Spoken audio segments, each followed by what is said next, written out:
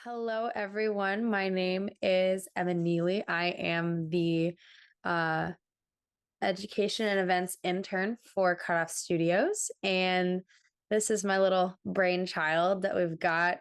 Taste Acapella came about as a way to expose the greater acapella community to some shorter topics or shorter topic discussions that you would possibly see at a Lens event that Cutoff Studio offers. So, Cutoff Studios, in case you didn't know, we offer different events, like Lens events, for example. We do a bunch of different educational outreach things like master classes, consulting.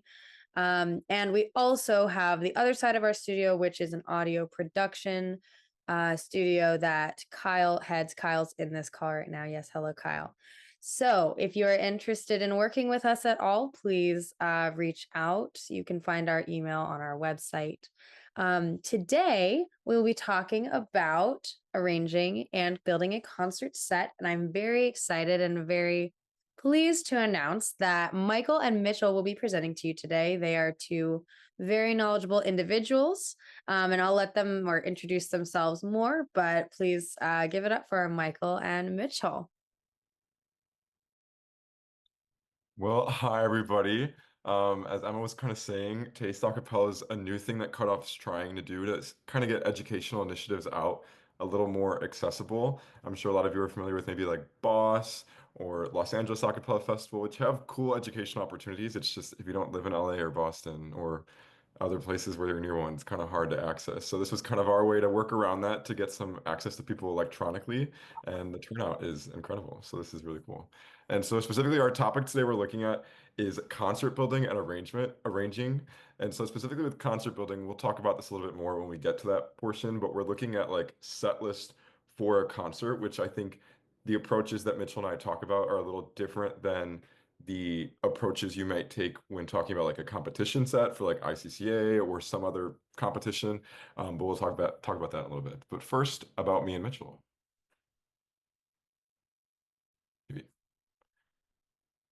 So I did a cappella at Illinois State University. I graduated last year.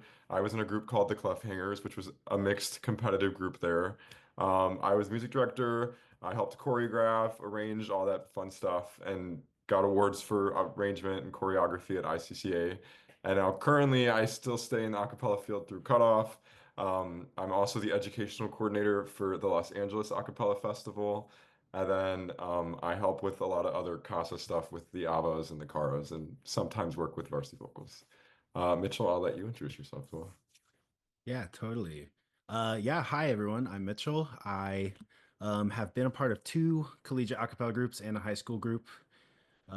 I was in the Ohio State of Mind at Ohio State during undergrad, and then during grad school, I music directed for No Comment at the University of Illinois. Across this time, we went to ICCA finals twice, once with each group. I've gotten a few outstanding arrangement awards. I finally got an outstanding vocal percussion award as well last year that I was trying to get for a while. And now I'm working on a lot of stuff, a lot of projects with groups, working with Cutoff and their production team, as well as just trying to prepare some groups for competition. And I'm super excited to see the turnout today. This is more than I could have ever asked for. So thank you guys all for coming, and I'm excited to show you what we put together. And as some people mentioned in the chat, if you have any questions throughout as we're talking, feel free to either throw them in the chat or raise your hand up. We'll have some built-in time for there as well, but also just feel free to throw it in the chat as well. We'll also ask that in the chat you can put your group name and where you're from so we can get a feel as to the different groups that are being represented right now by the 37 people here.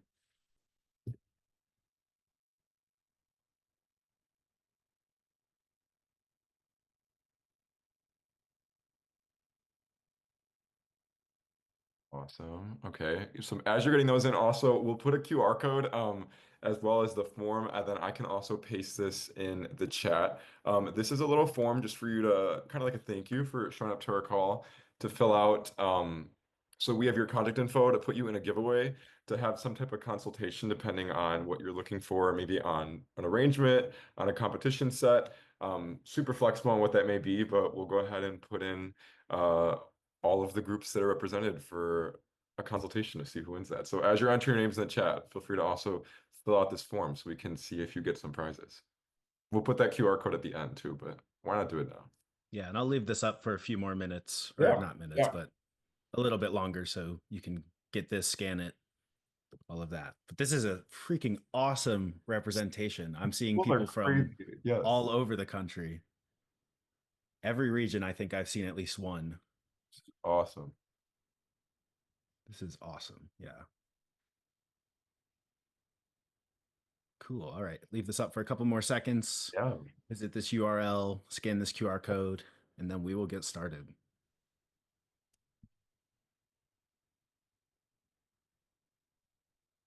All right. Take it away, Michael. Yeah.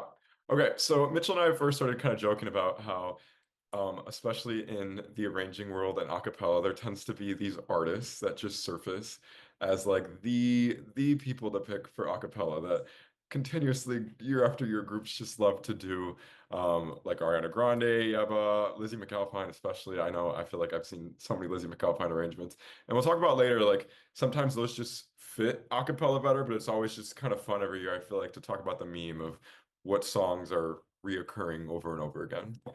And so in terms of choosing just rep in general for your set, not even thinking about like how different rep may go along with each other, some of the things that Mitchell and I were talking about, I think one of the biggest things is artists thinking about songs that work well for a cappella. And that's not to say that you can't do a song that doesn't fit a cappella well. I just think sometimes those songs, especially if you're an early arranger, there's these artists that we bring up, and right, there's nothing wrong with choosing those artists. Um, those artists you pick like fit a cappella very well. And especially like I know from personal experience, like I think Lizzie McAlpine was one of my earliest arrangements I did way back when, and it was nice for me to feel like I had ideas branched off for as I'm entering things into the score and creating different ideas.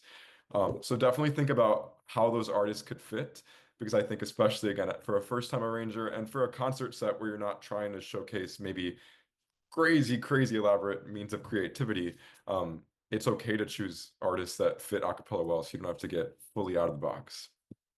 I think another huge thing we talked about was having those songs that your audience will know.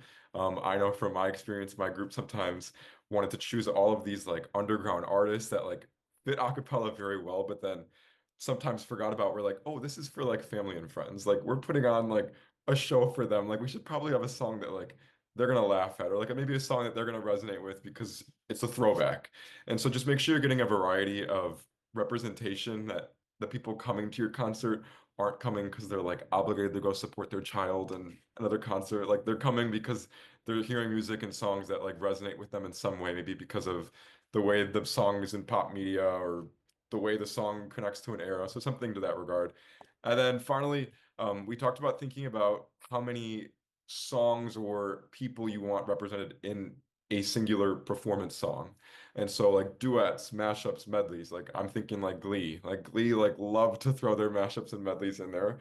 And they're always fun to throw in there, but as we kind of mentioned, like don't go overboard with these. Like having every single song be a mashup or a medley can be maybe a little exhausting at the end of the day. And then also kind of take the worth away from just having like one full performance of a singular song.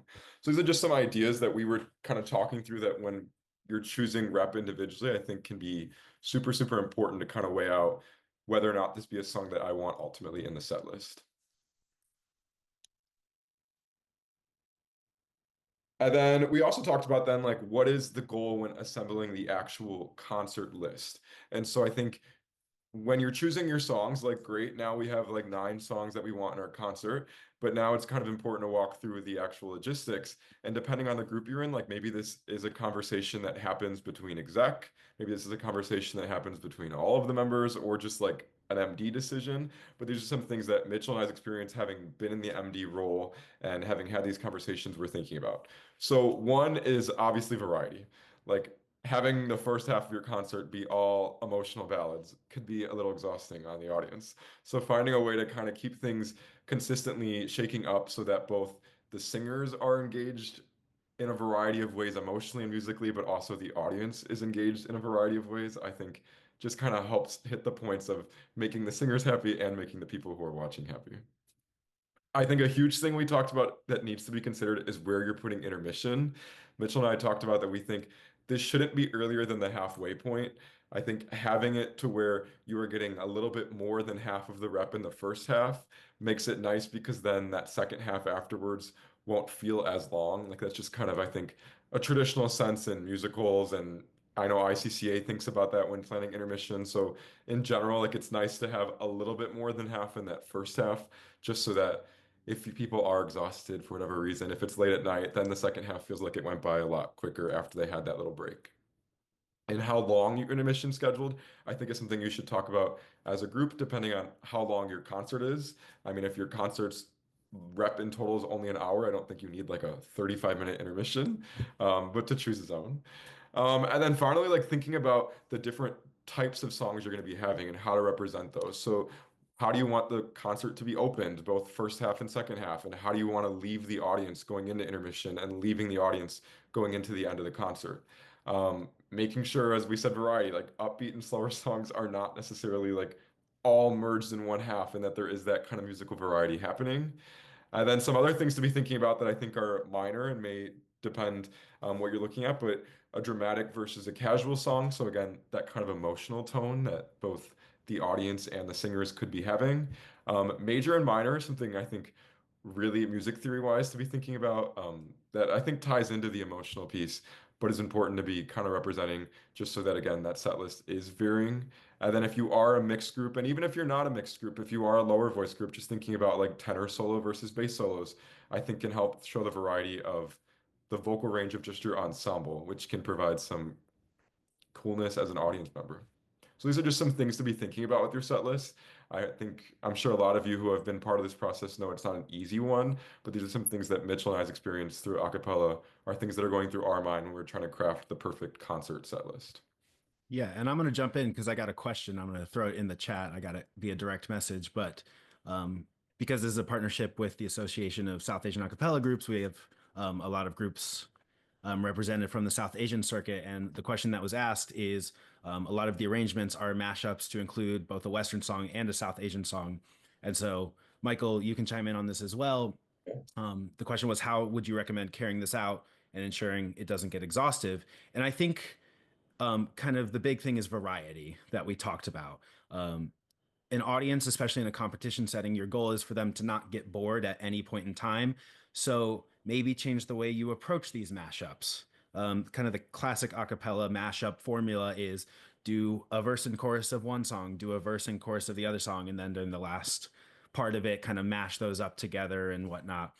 Um, so maybe change how you approach that. You know, take elements from one song and sprinkle them into another song. So it's kind of a mashup, but it's favors one or the other.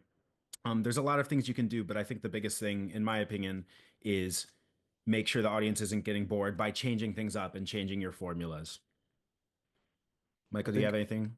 Yeah, I think the only thing I'd add is I think if you are going to do what you kind of mentioned, Mitchell, like that traditional mashup of like verse, chorus, to almost think of the song itself as being like a part A and a part B, so that when you're planning your set list, like this is one song together, but knowing that I'm starting with this kind of upbeat tone and maybe ending with this South Asian ballad, I think can help to know like, oh, knowing that I'm ending with this portion gives me some influence as how I should start the next song. So I think breaking the song up as to where the start and the end of those different pieces of that mashup are can then ultimately help you carry out what should come as the piece before this song and what should come after.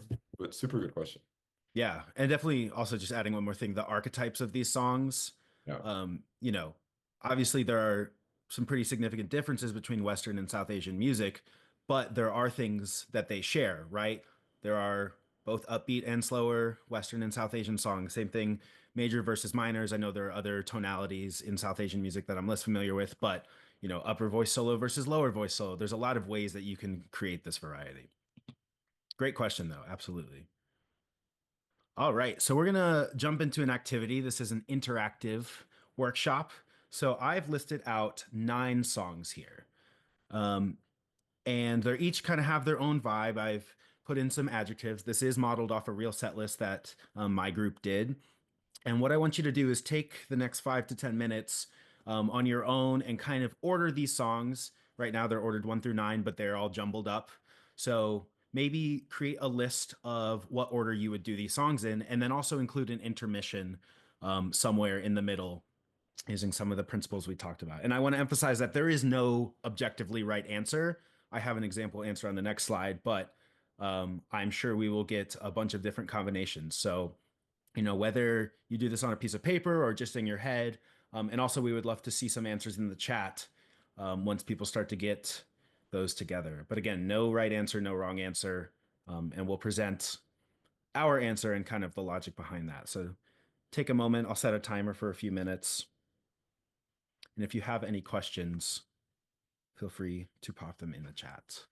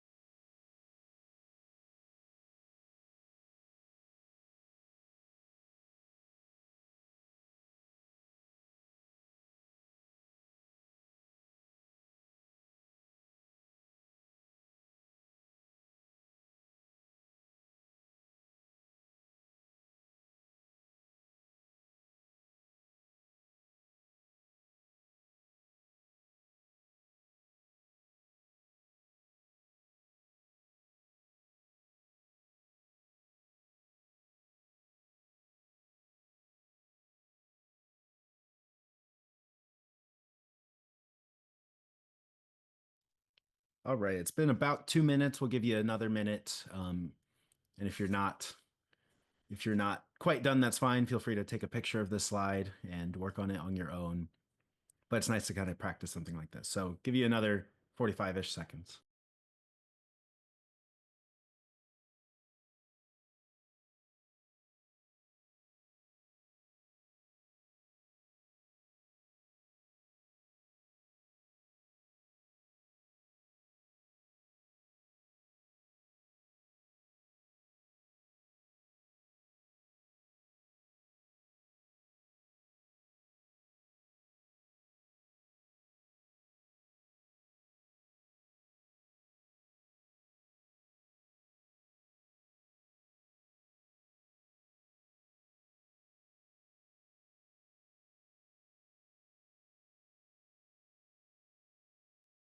All righty. So I hope you kind of came up with a fun order. Yeah, I was going to say throw it in the chat if you have an order. Also, I know it wasn't listed super well in here, but if you have an intermission, indicate where you would throw that intermission as well. There you go. Yeah, super cool. I bet we're going to get a ton of different combinations. Awesome, awesome. All right, take a picture if you don't have it. We're going to move on to what my answer was to this, being the songs that I know and the order that we actually did it. All right. So here's my example answer. This is how we opened our show and where we did our intermission. So we opened our show with number 3, long run time. Kind of one of the keys to this. Wanted to get that one out of the way. Once an audience has been sitting through a concert for a while, it's kind of hard to sit in that. We then moved to number 9 to follow that up with a short run time. And then there's also kind of the upbeat versus slower aspect of it. We had 2 minor songs, kind of pretty long burn between the two. So we went to song number 8, happy, dramatic turns unhappy. Just kind of change up the tone a little bit. And obviously, if you don't know the songs exactly, you don't know the intricate details of it, but that was what we went with. And then 6, a ballad, a slow burn. Slow burns are nice because they're often very impressive. The ballads are very impressive. They're emotional, but you have to offset that with your upbeat songs, your major songs, all of that. And then our last song before our intermission was our groovy, upbeat serving song, which was a really fun song to perform. I'm sad I don't get to perform it anymore. But it's nice to kind of kick it into an intermission on a song that ends on like a high note, whether that's an upbeat high note, a major high note, a positive high note, et cetera, et cetera. Then we did an intermission. Song number 7 opened it up with another happy, groovy, upbeat song. Then went to number 2, which kind of fits. It's a weird song for this role. It kind of fits in between the dramatic versus the happy-go-lucky songs, but it's funky, so it's just kind of a different general vibe. And then number 1 was our second to last song. You know, it's another one of these slow burn, dramatic minor songs. So surround that with the positive songs. And then number 5 was our alumni song. It looks like a lot of people put number 5 at the end. And that was just logistically so that we could get everyone up on stage in time. All right. Hope you enjoyed that activity. What song was number 8? Number 8 was Hot Mess by Dodie. If you know that song, it starts very happy go lucky and kind of gets dramatic and big and minor towards the end. All right. So jumping straight into another activity. Yeah, if you email us, I'll get you the whole set list. It was pretty darn awesome. Quick activity, make a concert set list from your group's repertoire and post in the chat if you want. Again, I'll give you a couple minutes, but it doesn't have to be every song that you sing in your group right now, but you know, you can think of anywhere 3, 5, 7 songs, somewhere in that range, and post what order you would do it in or what order you did it in. I know a lot of groups are having their winter concerts this time of year, and this will also give us a chance to share what songs we're doing and what songs we picked for our repertoire.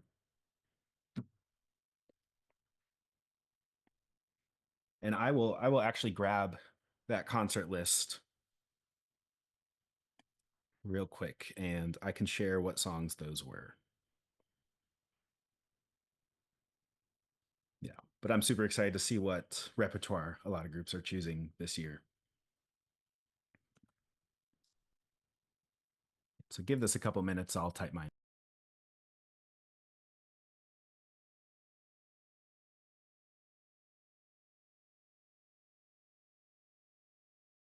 Hey, Mitch, do you mind if I say something? Yeah, go for it. This is Kyle. So, hey, my name's Kyle. I run the audio production for the studio. As someone who is older than probably most of the others on this call, maybe closest to of a parenting age, some wild concepts that have nothing to do with music that might help your parents and people that really don't know a lot about acapella to help enjoy your show.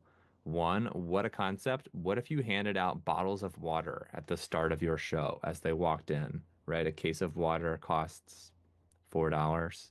You know, just saying older people like water to stay nice and hydrated. Second idea, you don't necessarily need an intermission. Sometimes you plan an intermission, you say, all right, it's only going to be 5 minutes, and then it ends up being 25. And, it kind of just gets out of control because of the chaos. And it's not your fault. It's that people got up from their seats and they're talking. So the idea of not having an intermission, again, if your show is only 9 or 10 songs, could be an idea. And the third one is if you don't have an intermission, giving different members in your group different talking points. And while we all love the talking point of like, my name's so and so, and here's what we did for the thing, and I'm super proud of my group for this, and I love everyone, like, that's great and all, but try to make some of the intermissions and talking points kind of funny to again, keep the person who's watching your show, keep them entertained. Try to, I don't know, tell some funny things that happen throughout it, right? Yes, exactly. Bring back stand up, routines like, hey, a 1 or 2 minute bit as like a break in between a song. Just saying some of those things might go a long way and actually just complement your show, right? So Just an idea. Things that I would like to see if I went back to a show. That's what I would want to see. Yeah, that's a great point. Yeah, we're talking about a couple, like how to organize a concert, but there's so many different things that you can do um, that we aren't mentioning today. I know my high school group really loved to do skits, and they were about as funny as high school group skits could be, but like they were fun for the members, and we could throw some fun jokes in there that you know were appropriate for all age members of the audience, and they seemed to enjoy. So there's a lot of stuff you can do for sure. All right. So feel free to continue typing out and sharing your set lists if you have them. But we're going to head on to the next section, which is arranging. Nice. Oh, you know what? Real quick before we start this, I did have another question get DM'd to me at the beginning. I don't know. Can I go back on Canva? Yes, I can. All right. So this was, let me copy and paste this, a part of like the choosing songs part of things. How do you pick the right songs for a medley? Super interested in the idea of creating a medley, but unsure where to start. Again, Michael, if you have things to chime in, feel free. But um, for me, a lot of songs that I'm like, oh, these would work well as a mashup. I just like shuffle a playlist and then they come on back to back. A lot of the streaming services, I don't know if this is a fact, but I feel like they put songs that are in similar keys back to back. And that I've had at least one mashup idea come from that. But also medleys around a certain theme. Um, I think in high school, I had an idea for like an Aerosmith medley, just a song, just a bunch of songs that Aerosmith did. There's Adele medleys, Beyonce medleys all over the place. Obviously, like Pentatonics do their own versions. Hit Me Hard and Soft medley in this most recent comment. But yeah, it's just kind of getting a central theme. I think, the only difference between a medley and, just songs that you sing one after each other is there's a theme that ties them all together. Michael, do you have anything to add to that?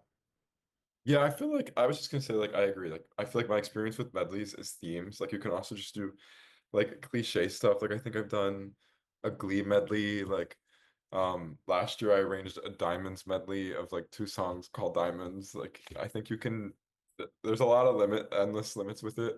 If the songs for you just somehow work. Like I feel like the one that I did with Diamonds, like I just heard it one day and I was like, I feel like this would work. And I just started putting things on paper and it somehow worked. Yeah, absolutely. All right.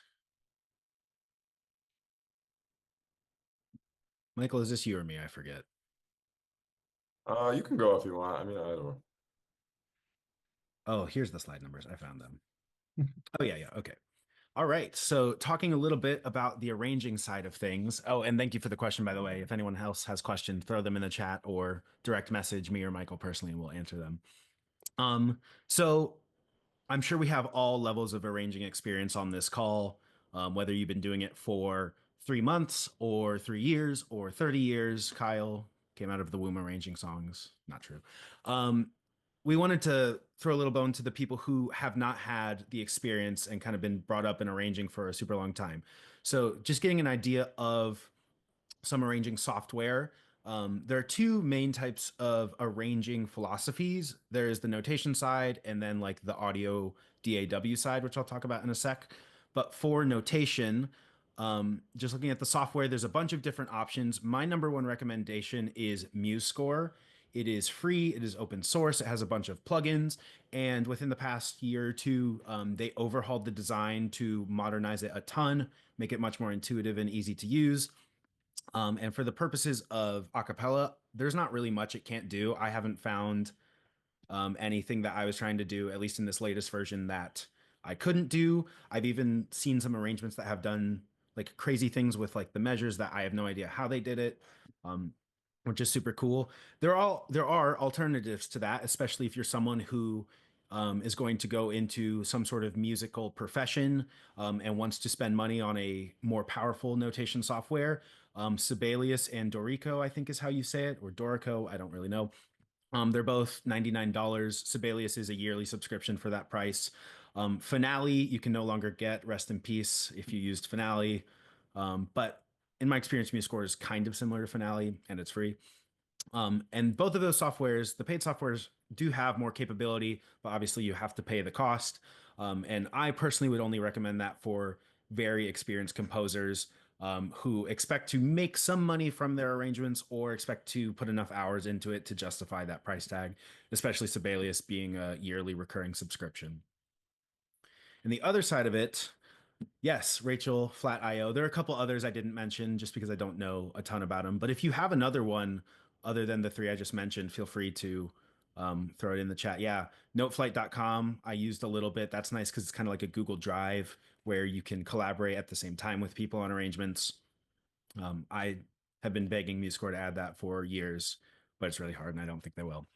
The other philosophy for arranging that's a little less common, but especially more experienced arrangers tend to do this, is recording your arrangements rather than putting them down on sheet music. And some people prefer to arrange this way, and they use tools called digital audio workstations, or DAWs, of which there are tons. The free options include GarageBand, which is an Apple exclusive, BandLab. Reaper has both a free and a paid version. And I think from what I've heard, the free version you don't have to pay for it. It's not like a free trial. You can just use it forever, but obviously you unlock more features if you pay for it. And then Audacity is kind of the most basic of those. Audacity, I think now is also in the MuseScore suite of things. And then there are paid options like Pro Tools, which is another subscription-based service. Ableton Live, which is what I use. Logic Pro is also really good if you have an Apple device. I think it's on both Mac and iPad. And I will say, while arranging is on free digital audio workstations is fine. If you're doing further audio production, I do recommend one of the paid DAWs. It just makes your life so much easier. There's so much more capacity.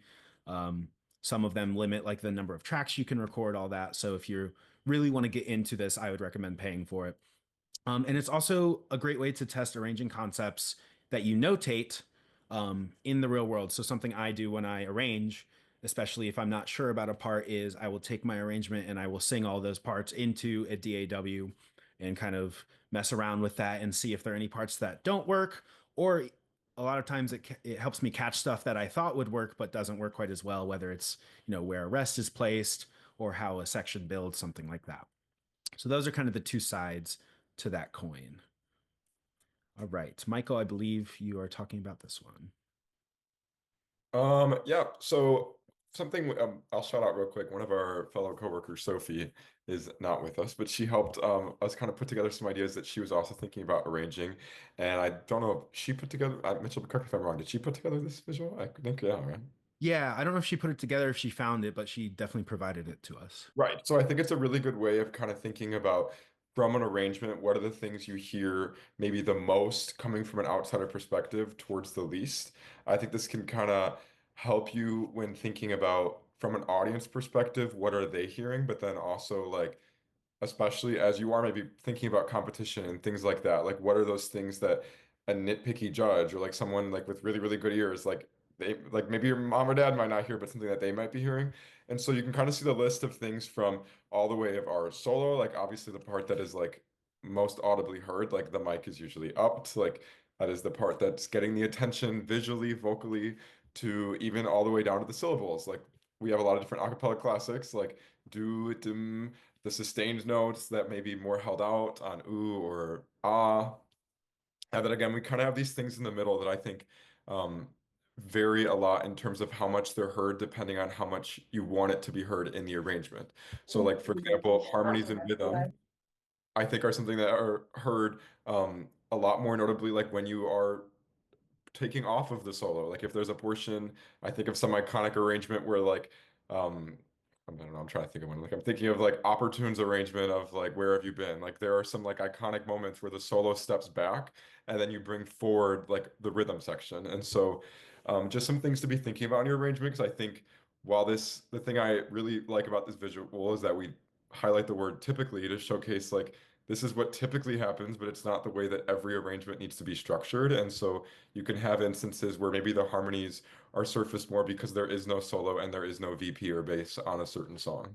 But it is a way to kind of think about from a typical perspective, if you have your kind of generic, not generic, but your kind of structured arrangement that fits a lot of our trends. These are the things that you'd be hearing the most to the least.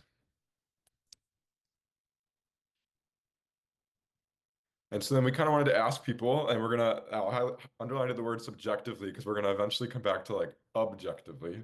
But for right now, subjectively, like put some things in the chat. Like feel free to put more than one thing too if you want, of like what do you think subjectively makes an arrangement? Like when you're listening to an arrangement, like what makes you be like, oh, that was like really, really good, but maybe isn't something that the person next to you might have also resonated with. So what are some things that you think subjectively might make a really, really good arrangement?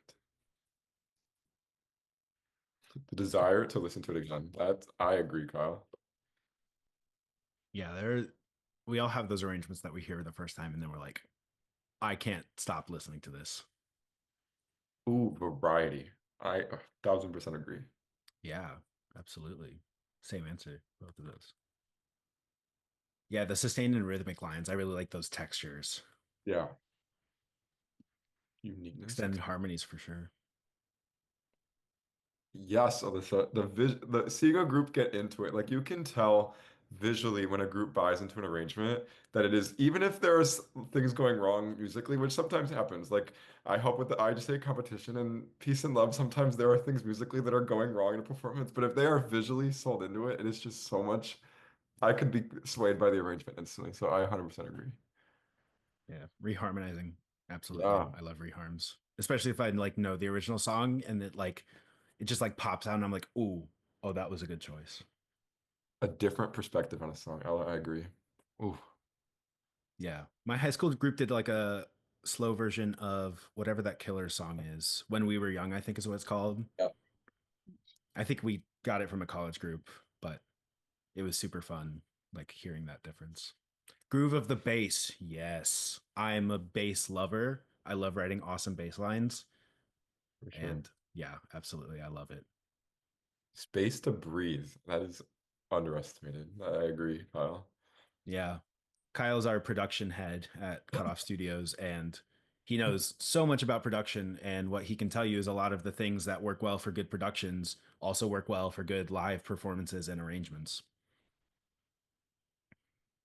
So when I go around to record groups, I always ask them, I always ask groups consistent questions. I said, hey, did you think about where you should breathe? And the answer is like, oh, yeah. And I look on the score and I say, well, I can't tell looking at the score, you know? And so like my suggestion, don't use a breath mark, write a rest. If you really want someone to take a breath, put a rest there. The other thing is like, I'm sure a lot of you, you know, at some point when you were arranging, thought to yourself, like, okay, like let's put all the notes on. Like, cool, we got all the notes on the page, the chords sound good. Like, now let's add syllables, right? Arrangers and people that think about like the ending destination of their song, as you are writing your part on your score, you should be thinking about the lyrics that are associated with that, right? It's all part of the same process, right? Don't say to yourself like, I'll go add syllables at the end, because that means that you weren't thinking about it from the start and you were just listening to MIDI playback and piano, which isn't quite the same thing as singing. So think about, you know, lyrically, like, you know, what should this note and how should this part flow? And you should be kind of writing all that at the same time. That's a big, big thing. Yeah, absolutely. Kyle, spilling wisdom as always. All right. Speaking of Kyle, he asked me at the beginning of this what am I most looking forward to presenting in this presentation? And it is this. So this is kind of a concept that I came up with a year or two ago to help me put a framework on how I see arrangements. And I call it the energy iceberg because there's so many levels to it. It's almost like that other graphic that we were showing. But energy to me, the way I would define that is how does an audience perceive an arrangement? You know, we're all in acapella, which means we've all listened to acapella and we all have listened to probably some good acapella and we've all probably slash definitely listened to some bad acapella. In my opinion, one thing that every good acapella song shares is its energy is changing a lot of the time. So most audiences are going to take this entire iceberg at face value. They don't see all the layers that we see as arrangers. They just see the entire product out in their face. A notable exception to this is judges. Audiences, and this is why it's an iceberg, the audiences also kind of only see these top two layers. They can maybe get a little of the VP, but like, are they really picking out what the VP is doing, or do they just hear it as part of the whole sound? So your job, and I say this because when I originally made the slide, I was talking to myself. Your job as an arranger is to keep the energy changing. That's what makes an arrangement interesting, is variety, and how you introduce variety is changing this energy. Um, and often the hardest part of that is, how do I change this from the original song, right? A cappella music is inherently difficult because we are doing something that is unique to our genre and rarely happens in anything else. Some pop songs have layered vocals that we can take from, but it's a complete adaptation from the original piece of work. And so ways to change the energy are all listed on this iceberg graphic. And I know it's like, it's a meme, it's a joke, but these are all things that I think about when I'm arranging. So, maybe on this kind of middle level, I'm rewriting the solo a little bit. I'm changing a note or two on the solo to fit a different chord because I'm reharmonizing the song. Obviously, we think of dynamics. Those are really easy. Our notes are rhythms. More rhythmic parts are more energetic. And each one of these terms kind of corresponds to something that is more or less energetic, right? So dissonance, creates tension, and then resolving that changes the energy. You don't have to be able to describe how it changes the energy exactly, just that it is changing. And that movement is what makes an arrangement interesting. And a lot of this is subconscious, right? I'm not thinking about every single term on this graphic every time I write a measure in an arrangement. But every section in my arrangement has something from here in it to kind of change this up. And so a good arrangement will have a good energy path. It will have moments where that energy is very low. It will have moments where that energy is very high, even if just for a second. But it's that path that goes between those points that makes an arrangement interesting.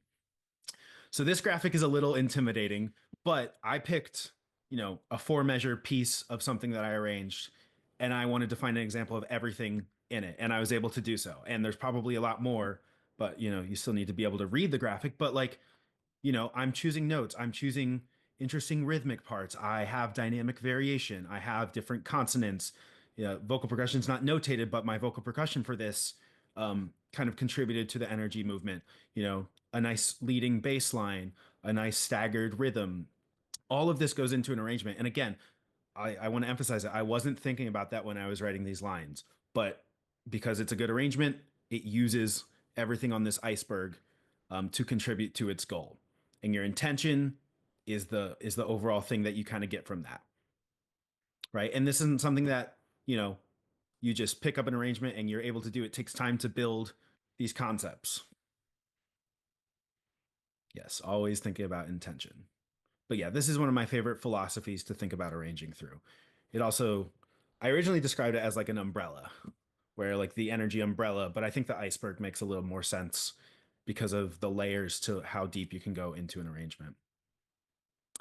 All right. And we'll jump into another poll. What, in your opinion, objectively makes a good arrangement?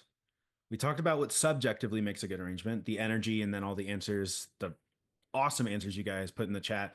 What, in your opinion, should every arrangement do to make it successful? Kyle, I know some of these. your hand was up Yeah. too. I don't know if you had something you wanted to add to Mitchell's. Hey, Mitch, I'm Yeah. gonna shame you for a brief moment, but Okay. so no, then it's okay. But so I've been arranging for, I don't know, 16, 15 years or so. The thing for an arranger, so if you were to send me an arrangement, like I kind of break it down into like, 3 kind of categories. I'll say this. If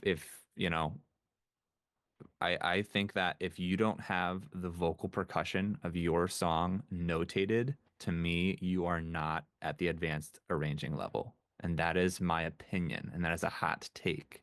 And I'm going to shame Mitch's arrangement here. And here's my opinion why. It's not always that important. But most of the time, when you go into a concert setting, when they adjust those mic levels, the VP is hot. And so much of pop music that we listen to, we get sucked in by the vocals because we sing along, but we don't realize that there is some iconic or really meaningful drum pattern going on that subconsciously we identify with. And when you say, okay, here's the arrangement, and then you tell your vocal percussionist, like, hey man, just go on like Boots and Cats and do your thing, it can really suck the life out of the rhythm of your song. Not that it's like out of time, but if you don't put the emphasis where it should be to complement the arrangement, it can really just do a total 180. And so, like one of the things that I started doing after I left, college, is I will just notate, even if it's a simple kick and snare. You'd be surprised how much space it fills up in your arrangement and how much context it gives you. So that is like one of my biggest tips is like arrange drums, right? When you've thought that through, you are really thinking about a lot more than, I hate to say, just the singing and just the details and just the details of the backs. Yeah. Sorry.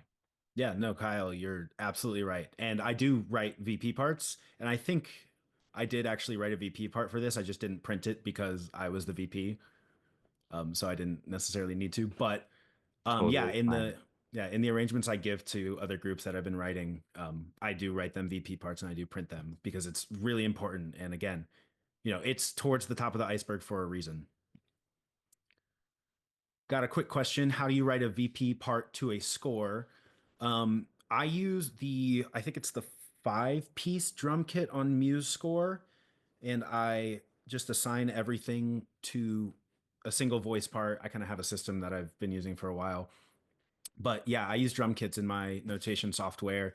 And again, Kyle kind of mentioned this, but you don't have to be exact. You don't have to have every little hi-hat and breath that your VP has, but you should kind of get the overall groove. And if that's something that you are not, if you're not experienced with VP or you've never paid attention to it, something that will make you a better arranger is thinking about how VP contributes to your arrangement and, the role that kicks and snares and hi-hats play in that. Yeah, great question. All right, yeah. And we kind of talked about this poll, but a lot of people, have really, really good answers. And I specifically like the repetition answer because, you know, copy and pasting an arrangement is it can be a little rough on your singers and rough on an audience to just hear the same thing over and over again. Not that I don't do that sometimes, but um, music is inherently repetitive. That's the reason why we like it. So, if you can use repetition in a productive way where maybe you're not, repeating entire sections, but you're implementing elements of repetition, I think that's a really good way to make your arrangement catch people's ears. Yeah, being vocally realistic, all of this, a peak musically. Yeah, totally. Great answers, everyone. All right. So then now we kind of just talked about, we wanted to talk about like how to get better at arranging. So again, like Mitchell mentioned early on, that like people are coming at a lot of different standpoints at this. Either maybe you've arranged for years, months, like maybe you haven't arranged yet, you've thought about getting into arranging. And so I think like one of the first steps we agreed upon is like you just have to listen to a cappella music. Like I think it's hard to jump into the world of arranging, having never, like especially if you're a newbie into a cappella, having never heard what a cappella is or what you're trying to look like. And that's not to say that the goal of listening to the music is to replicate it. I just think the goal is to understand like what works and what doesn't work and to try to get a feel as to like, oh, like that arrangement really stood out to me. Like what was it that really resonated with me? So you can try to find ways to implement those ideas, but in the context of whatever piece you're actually arranging. And so I think this was like, I think about my personal experience, like this was huge for me.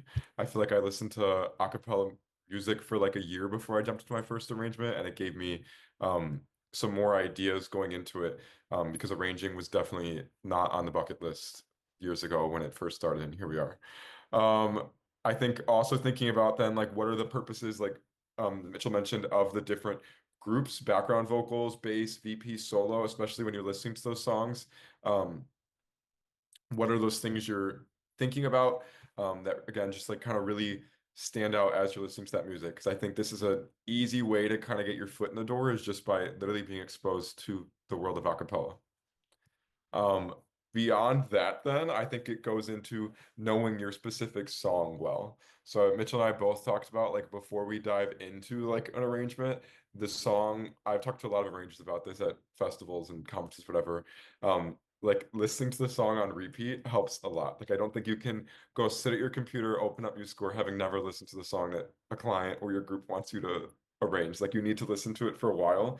So I think that definitely gives you those ideas going into it. Like arranging is, as much as even I procrastinate sometimes, is definitely not like a procrastinatable, if that's a word, like task. Like you have to do it in pieces to kind of generate what are those like key moments you want to have that really make your arrangement pop and make it something that your singers want to sing and that audiences want to listen to. And so I think, again, doing that gives you those ideas of what are the highs and the lows of the songs vocally, emotionally, things like that. And so then I also wrote on here, I don't know what festival someone told me about this, that they listen to the song in different contexts. And I do this now and I feel like it helps me so much. Like something about like showering while listening to the song versus like in the car on a speaker versus like AirPods versus like over the head headphones, like something you get, something about where you are gives you different ideas, different times, and just making sure you have a way to kind of go ahead and write those ideas down.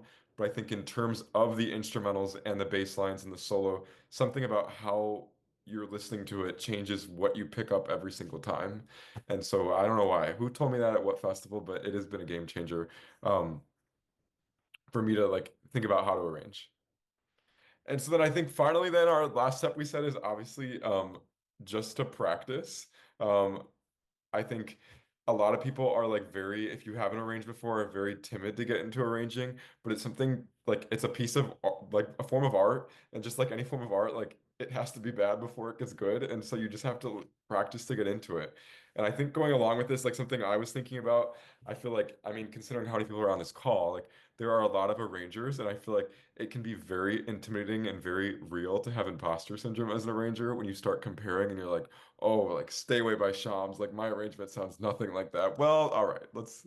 So I think it's kind of hard to kind of get yourself out of that box, but when you realize like what you're doing and the impact it leaves, and honestly just having fun with it, I think makes it to where, again, like if you're not striving for this award and feeling like if I don't get outstanding arrangement, like I'm an awful arranger, like okay, great. Three judges at one performance thought you didn't deserve this award.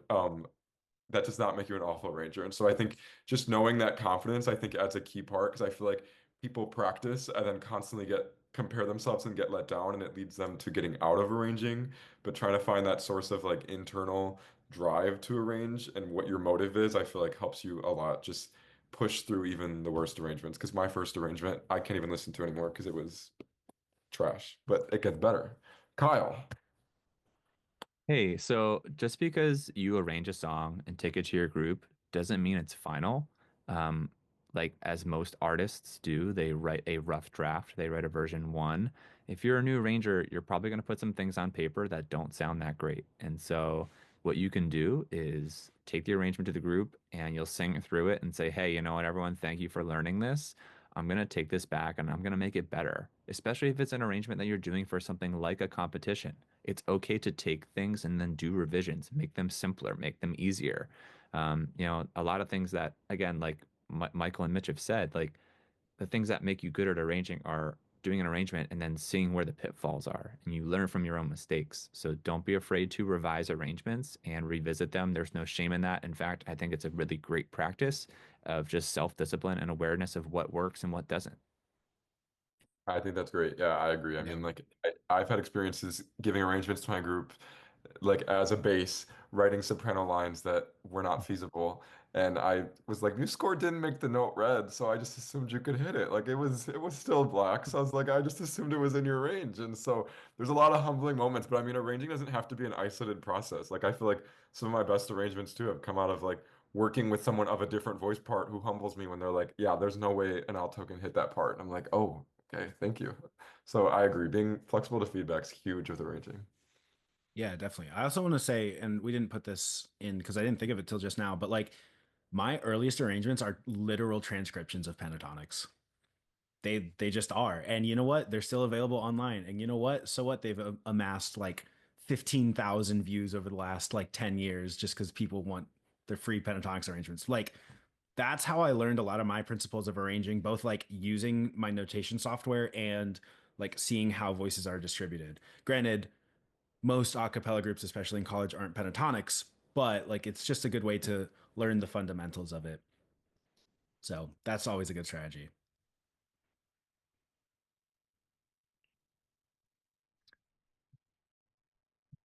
So then one of the other things Mitchell and I talked about was this kind of idea, and I think Mitchell phrased it very nicely. We talked about people have used as a festival, is this idea of vertical arranging versus horizontal arranging, which I think for me, like thinking about my experience with arranging was something I feel like I only vertical arranged at the beginning, and we'll get into like what's this idea of horizontal arranging later on. But I think vertical arranging is really this idea of just thinking like vertically on the page, like when you're thinking chord structure, when you're thinking part by part, like you're not really looking at one person's line cohesively across time. You're looking at everybody's note or everybody's measure at a given time. And so thinking about some things like ranges and where are different voices placed within each other? Like if you're using music theory, like what are the inversions of the chords that would make the most sense? And so these are some things that I think, oh, yes, okay. Some things to be thinking about. Again, range, I think is a huge one that we've brought up. A lot of people mentioned that even in the objectively, like what's something that makes an arrangement objectively good? Like it is feasible, as I've learned from poor experience myself, like writing parts that are not feasible. And so thinking about like, is every note in a chord hit? Great. All right, let's move on to the next measure. So I think that's key for the beginning part, but I think Mitchell will kind of dive us into the world of what that looks like when I'm thinking across a line, maybe horizontally. What are things I'm looking for amongst a part? But Mitchell's going to Yeah. show us an example of vertical ranging too. Yeah, definitely. And I also just wanted to like really emphasize the muddiness point. I think one of the big things that I hear in beginner arrangements that just like I think it's like objectively sounds bad, and this is again a principle of audio production is like if you leave that low range too crowded, it's going to sound muddy. You need more space down there than you do up high. All right. So this is an example of vertical arranging that I found from a song that my group did, and I'll play this audio clip. Hopefully, it's not too loud, um, but you can kind of visually see what's going on with these stacked whole notes.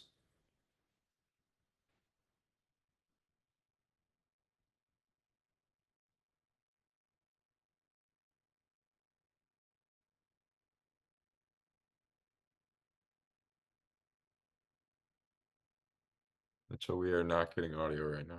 No, shoot. Are you sharing audio? Maybe check if you're sharing. I doubt it. I think that is probably my problem. One sec. Just gonna stop sharing super quick and try again. Yep, that was the issue. All right. Let me know if you can't hear this once it starts, please. There it goes. When I look upon his face, hold it in a sweet embrace. When I enter in that place, I'll sing its praise. So yeah, so you can kind of hear what a vertically arranged piece sounds like. There's not a ton of rhythmic variation, I guess is the right word. And that's intentional for what's going on right here, but you can visually see it's stacked whole notes. There's not really much else going on other than this little solo line in the alto part. All right. Horizontal arranging is the opposite of vertical arranging, if you couldn't tell. So again, singing those big block chords might sound pretty, but as a singer yourself, unless you're a VP, how fun is it to actually sing those parts? Do you want to be on whole notes that entire time, or do you want to sing interesting vocal lines? Again, it's very easy to arrange for the audience and just the audience, but a good arranger is going to arrange for both their singers and the audience. Your goal is to maximize both sides of that coin. And my personal rule for my arrangements is I minimize whole notes. Sometimes you do need whole notes, but a trick that I often fall into is I can be like, okay, this entire section I can do whole notes or just half notes, but that's like the devil on one shoulder, but the angel on the other shoulder is like, no, you need to make your parts interesting for your singers. Like just add some quarter notes in there or something like that. So again, sometimes you need the whole notes. Most of the time, you can do better than that. And Kyle mentioned this earlier, write in explicit breaths. That might be my number one tip to arrangers, like at any level, is again, if you're singing whole notes or half notes and you're just like up to the bar line, like when are your singers going to take breaths? That's the one unique thing about an all vocal group is everybody needs to breathe. And so there has to be a silence in every part at some point. Don't just leave it to figure it out in rehearsal later, unless it's like a really complicated part. Write in eighth rest, write in 16th rest, even quarter rest, half rest, whatever. One, they serve a moment to create space in your arrangement, but also like help your singers out. Just do it. My general rule is every 2 to 3 measures I have a rest in every part. And that should be good for most singers, depending on the tempo. And then just writing singable lines in general, this horizontal arranging concept is going to make that easier. You know, if you're writing all whole notes or all half notes, you have to decide where am I going to put that breath in? You know, what little beat do I want to sound empty so that we can sustainably sing the rest of the part? But if you're writing more singable lines, you can stagger those breaths. And so those little pockets of emptiness from one part are filled in by every other part. And it just makes it nicer. Or you can, you know, if you have similar lines, you can put breaths together, and that's a nice rhythmic piece as well. It's almost like a pseudo vocal percussion bit. So I have an activity for you. And this might take a second, but if you would like, feel free to open up your music notation software, whether that is MuseScore, Finale, Note.io, Sibelius, whatever. You know, I know this will take a second for people to get stuff open, but I have a task for you, and that is to write a 6-part, or if you want to do 4-part, I didn't put that on here, but you can do 4-part chord progression on whole notes. So we are practicing vertical arranging right now using the 1-4 or 1-5-6-4. This says 1-5-4-4, but it's 1-5-6-4 progression in G major. So I have these chords labeled out here. This is kind of what your empty score should look like, or if you're doing 4 parts, feel free to just do soprano, alto, tenor, bass. And a big thing I want you to do is try to keep your singers in their appropriate range, and use these principles of vertical arranging. So one thing I mentioned, again, don't crowd your low end too much. If your low end is muddy, it's not going to sound as good. And again, this is kind of one of those where, you know, there is like a wrong answer, but there's not necessarily an objectively right answer. So if, you know, I expect maybe a couple different voicings, maybe 2 to 3 to 4 different voicings to pop up. So again, if you don't have access to arranging software right now, that's fine. If you have a piece of paper, you can do it on a piece of paper. If you want to practice your calligraphy for your music notation, feel free. But you can also just kind of think about how you would do this. Basically, what notes am I putting my mezzos on? What notes am I putting my baritones on? What notes am I putting my bass on? That's a big one that a lot of people or a lot of beginners don't necessarily think about where their bass should be in the chord.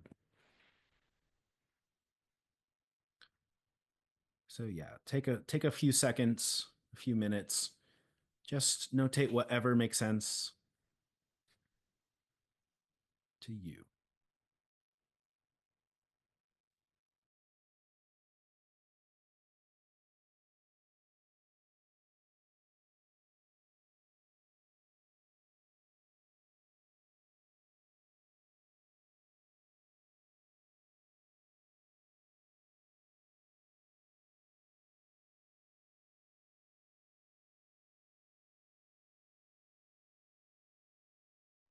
So I'll keep yapping while people are working a little bit, but you know, for me, if this was my task, something I would potentially do is start out with the bass note because I need to have that space down there. And my bass note, one of the not like you should do this 100% of the time, but you should do this most of the time. One of those rules is keep your bass on the root of the chord. So if I'm singing a G major chord, I'm going to want my bass singer on that G. If I'm singing a D major chord, I probably want them on a D somewhere, E, E, C, C, something like that. And I know this is a little music theory heavy, and I know not everyone's a music theory person. So if this isn't how your brain works, that's totally fine. There are better ways, or there are different ways to do things. Emma, you have your hand up. Yeah, so this is actually different than a lot of music theory for anyone in here who is a musician, like a music major in college or anything. This will be different than what they'll teach you with like choral voicing. because frequently you'll have your bass, you've got your 6 chords and your 6/4 chords and your 4/2 chords where you'll have your bass on your different notes. Generally in a cappella, you don't do that because it doesn't ground the chords as much because you don't have the instruments in the background to be able to support your singers. So if you're thinking about traditional music theory versus a cappella, it's a completely different beast. And that was something that I had to learn when I started arranging. I'm a music education major. And so I was taking music theory and everything. And it's not congruent. Your brain is going to fight, but it's something that it will make your a cappella arrangements just sound cleaner if you kind of just accept the fact that your basses aren't going to be doing something as interesting as if they were in a choral setting. Yeah, and a lot of choral settings tend to have accompaniment. Even your a cappella choral pieces, they're not written the same as contemporary a cappella pieces, but it's a totally different sonic structure to have a piano underneath things or strings or all of these different instruments. So you can keep working on this, but I'll show you kind of the examples I came up with. There are two examples I expected from people, just based on where the voices are. This is kind of hard to read, but this right one corresponds with this bottom one. They're the same. And then this top left corresponds with this middle one. So I'll just point out a couple things. One, if you have a bass that can sing a C2, use that, please. Like, everyone loves the low bass notes, especially on an octavized microphone. It's super cool. But if not, I wrote in the high octaves for those as well. But something to notice is specifically in this baritone and bass section, my baritones and my basses in this top left one are an octave apart. There is so much space in there. And then it's pretty dense up from there, but that space is going to just get rid of so much muddiness. And so maybe, shake the stage, please. It's so awesome when groups have like a really resonant bass. But this top left example might be, a progression that I write if I'm in a more energetic part, whereas this one on the right, maybe a less energetic part because it's kind of lower in everyone's voices, if that makes sense. So, whether you came up with this exact thing that I came up with, one of these, or something completely different, just keep in mind your general principles of vertical arranging and kind of how to create that space and keep things open. All right. Here is an example of horizontal arranging. So this example is from No Comments ICCA set that I arranged this last year. And the reason why I chose this is because you can reference these examples on my Instagram. You'll see it at the end of the slideshow. But if you want to come back and look a little bit further in depth at this sheet music, you can go back and watch it as many times as you want. So here's example number 1. Sound should be working. It might be a little louder than the last one, so just be careful, heads up. Might also be blurry. Come ride with me through the veins of history. I'll show you a guy who falls asleep on a child. And how can we win when fools can't be kings? Don't waste your time, or time will waste you.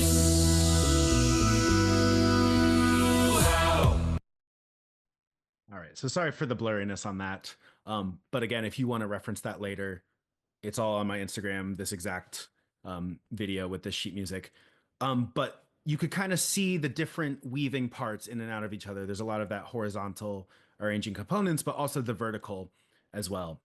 And I'll give you one more example, which will also probably be blurry, so sorry.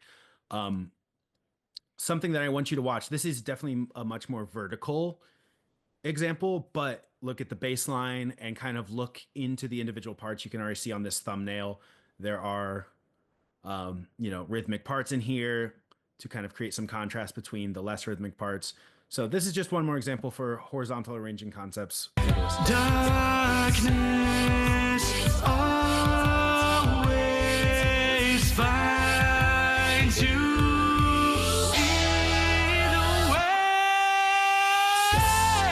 the sky set to burst.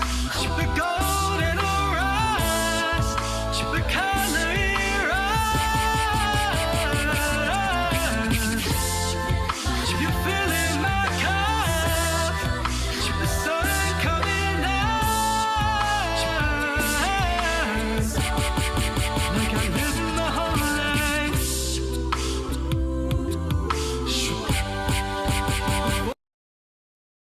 Yeah. So just a couple examples for you to see.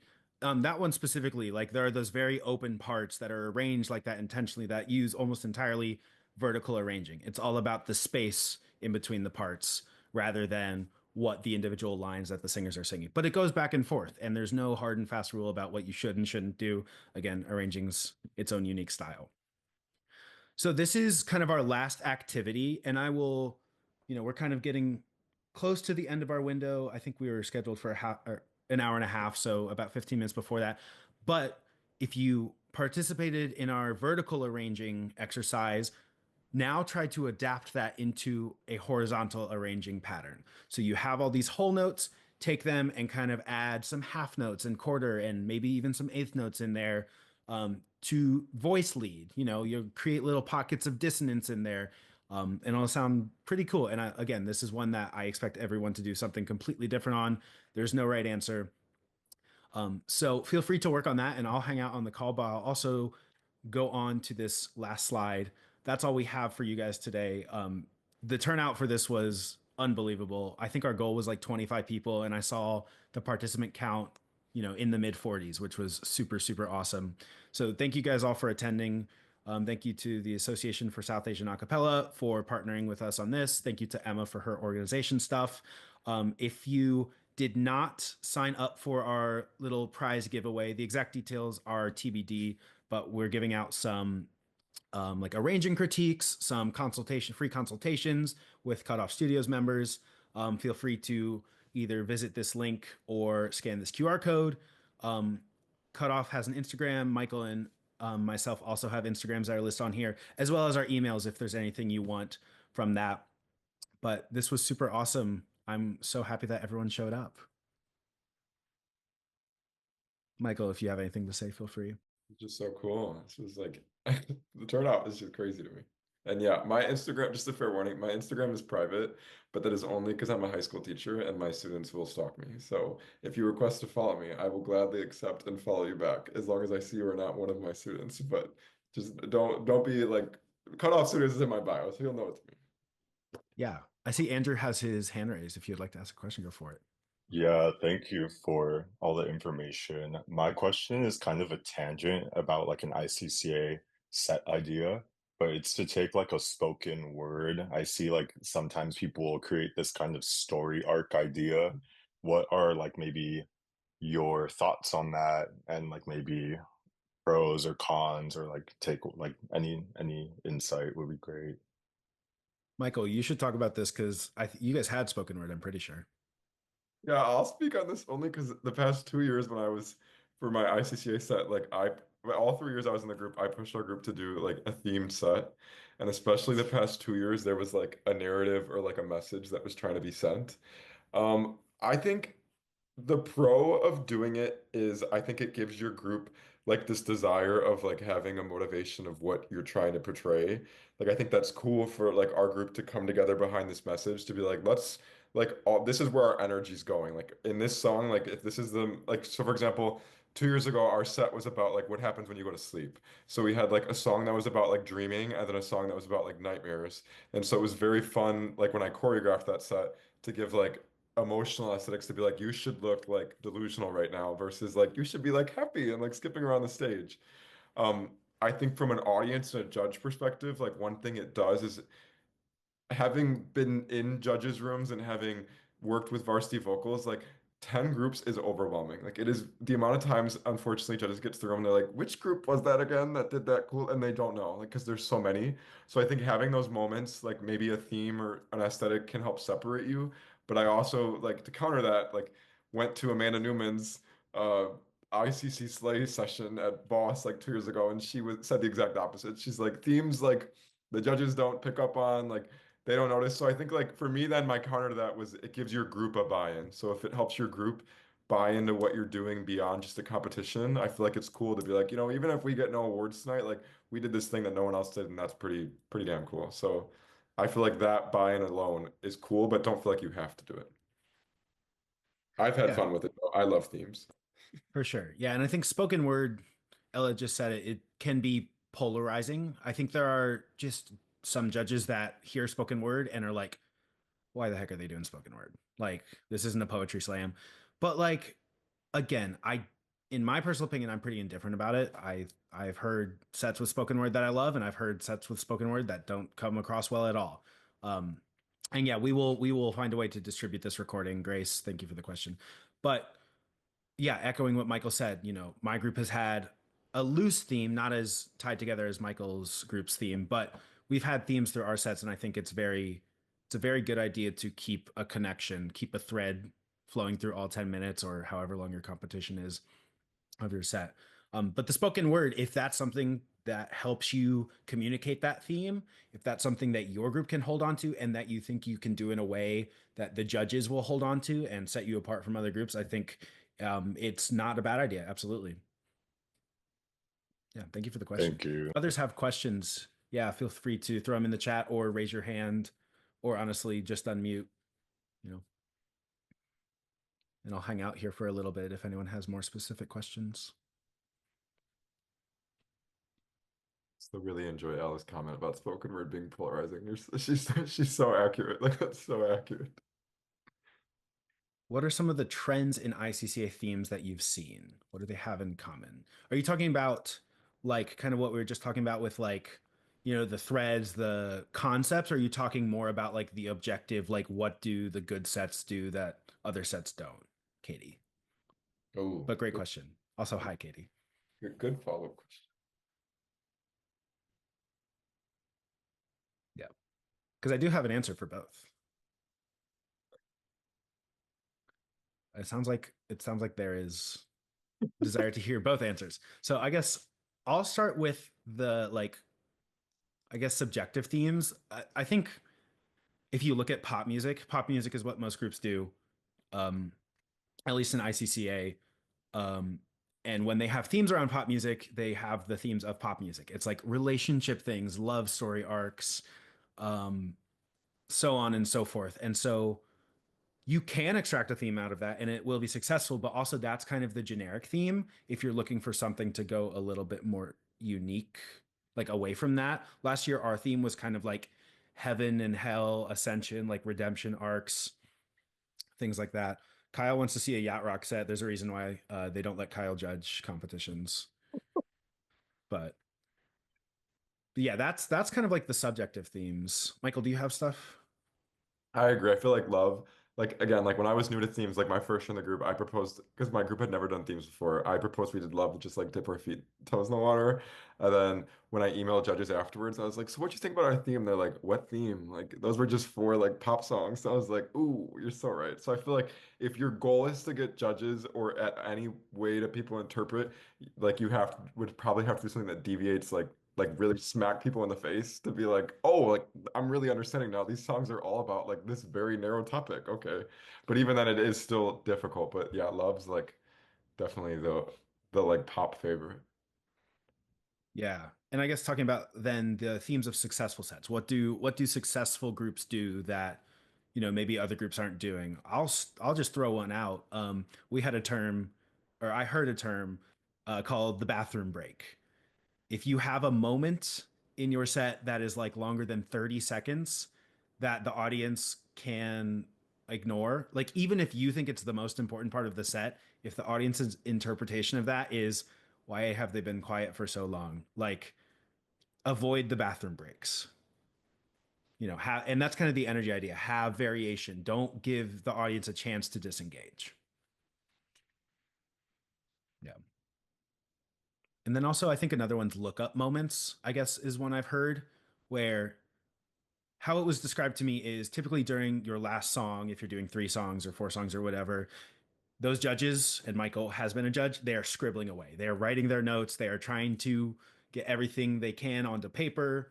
And a lookup moment is during your last song, something that makes the judges go, whoa, what are they doing? Whether it's choreo, whether it's music, your goal should be to pry the judge's attention away from doing their jobs because that's how you stand out.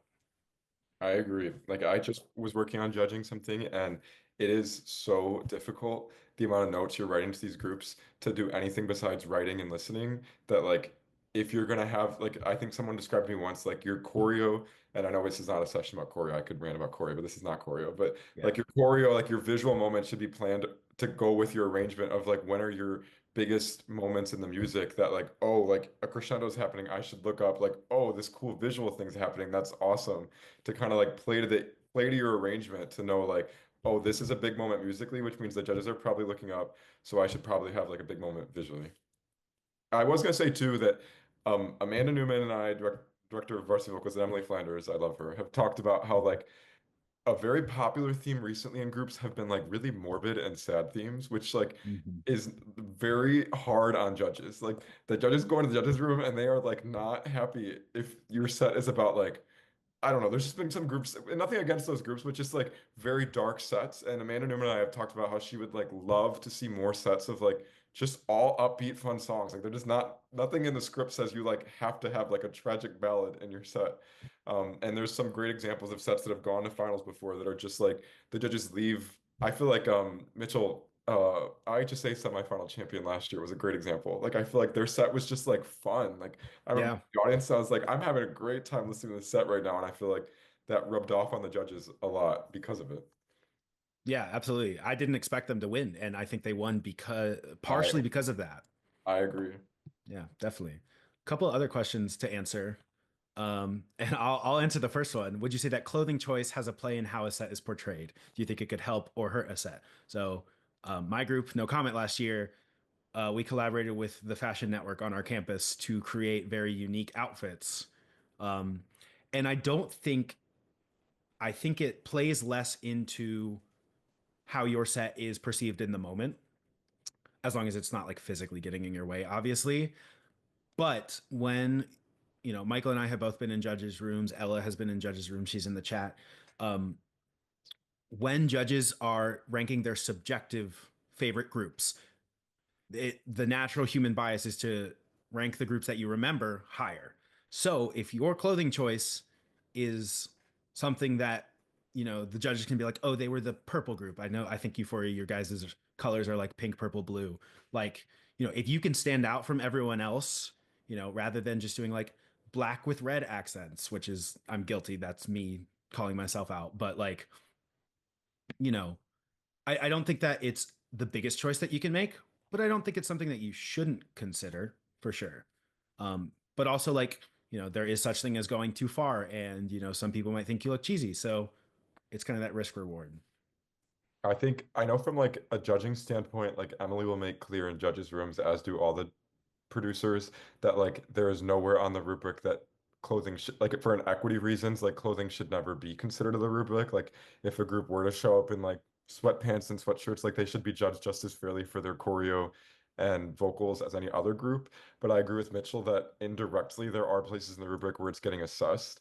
I think the biggest thing that like judges will harp on, as well as producers, is there's a category on at least the ICCA rubric or ICHSA rubric for professionalism, and that category will get docked if you're adjusting outfits. So like if you are wearing fits that like are like very uncomfortable, like for whatever reason, like I don't know, people are like pulling up their pants, like pulling down dresses, like whatever it may be, depending on what's going on, like that are distracting from the visual performance because you're worrying about your outfits, then I think that will hurt you a lot, and I've seen instances of that happening at quarterfinals and semifinals because groups were keen upon having a certain look, which is good, but then didn't consider like the comfortability and like just are their singers like physically okay in these outfits, and some of them were not. So I feel like that's also important to think about. Yeah, and I don't know what the criteria is for the ASA competitions, but I think a lot of these principles do apply. I know that Michael and I are not as familiar with their judging and their, I guess trends is probably the right word, but I think a lot of these concepts do carry over, especially like the objective music concepts. We'll answer Alyssa's question in a sec. Emma, did you want to say something? Yes, so our next Taste Acapella session is going to include information on building an ICCA set and talking about things about ICCA. If you're interested, because I know I've seen a lot of questions just recently about ICCAs in particular.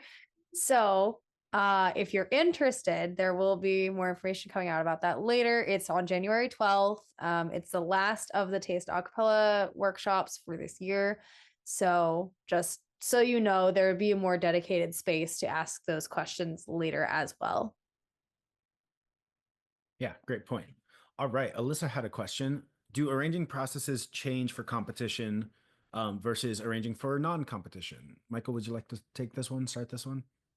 I think the biggest thing is to recognize more of now what your audience is. Like I think about sometimes when I arrange just for a concert, like I know I'm a little more comfortable using repetition because maybe that like is what entices like my dad later on to be singing the throwback baritone line somehow in an arrangement. He's like, "Oh yeah, that one song you did that I remember if my like I don't know, it's more fun for them."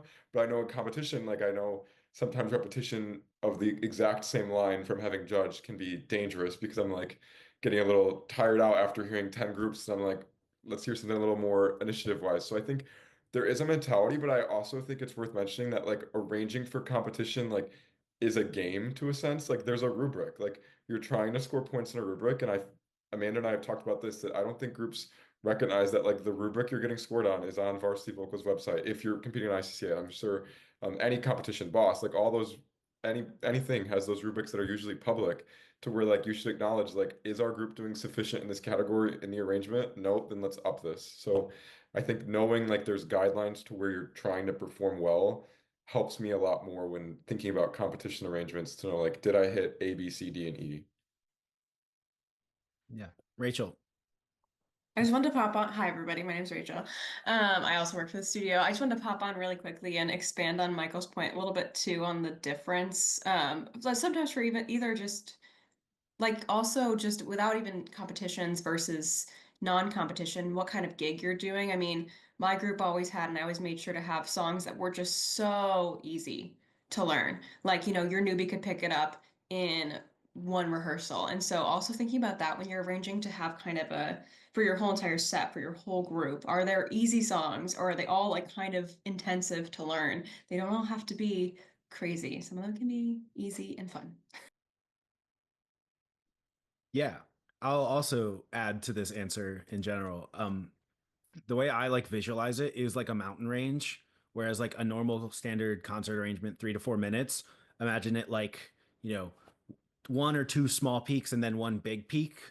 That's kind of the roadmap. But like in a competition, you have a few small peaks and then a big peak and then a small peak and then a big peak. And then like, it's a very different roadmap. And part of it's just because it's so much longer, but like, you have the opportunity to, I guess, like explore a bunch of different levels to that mountain.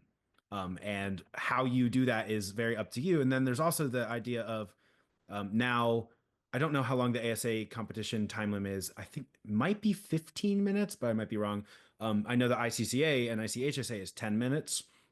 And that's honestly kind of struggle to do 3 entire songs. Okay, it is 10 minutes too. Yeah, so these competition time limits are you can struggle to do 3 entire songs in that time limit. And so you're going to have to probably almost every time cut something from a song. And if you want to do more than 3 songs, you're going to have to piece them together like a puzzle, which I really enjoy. But that's something that I keep in perspective. I just arranged a ICHSA set for a group and they're doing 4 songs. And so I did like a minute, 15 seconds of one song, 2 minutes of another song, 3.5 minutes. And so, just kind of a perspective on what the roadmap is my biggest takeaway. Something else I was gonna say real quick too, now that I think about it, and maybe this is just me, but I think sometimes when I arrange for just like a concert set, I feel like my song, my arrangement is like my child, and so I get like I'll obviously be receptive to feedback on it, but at the end of the day I'm like, oh yeah, like this is my work, like I kind of isolate myself a little bit more in that process, but I feel like for competition, since I know it's like a group putting a set forward, I'm like usually a lot more like a lot more accepted feedback to be like, what do you like? We're all gonna go perform this thing on stage. Like we're all taking this to competition. So like I want to make sure like as many of your thoughts get input in here. So if you think this part's awful, like let's talk about it. Let's try to come up with something. I feel like more than I would just like a concert arrangement or a gig arrangement because I'm like, all right, like we just gotta do this real quick. Like this is just for a one-time concert, then we're done with it. Like let's just learn it and call it a day. So I don't know if that's for everybody, but I think competition, I'm definitely a lot more open, knowing that like everybody's putting their foot in this, so I want to make sure everyone's stake is equal. Great answer. All right, we'll take any more questions if anyone has anything But if not, I'll give you a couple minutes, but if not, we'll end the meeting. Thank you all for coming once again. This was super, super awesome, super gratifying for Michael and I and Emma and everyone else at the studio. I like that element, but people, winners of ICCA and ICCA usually deviate. I agree.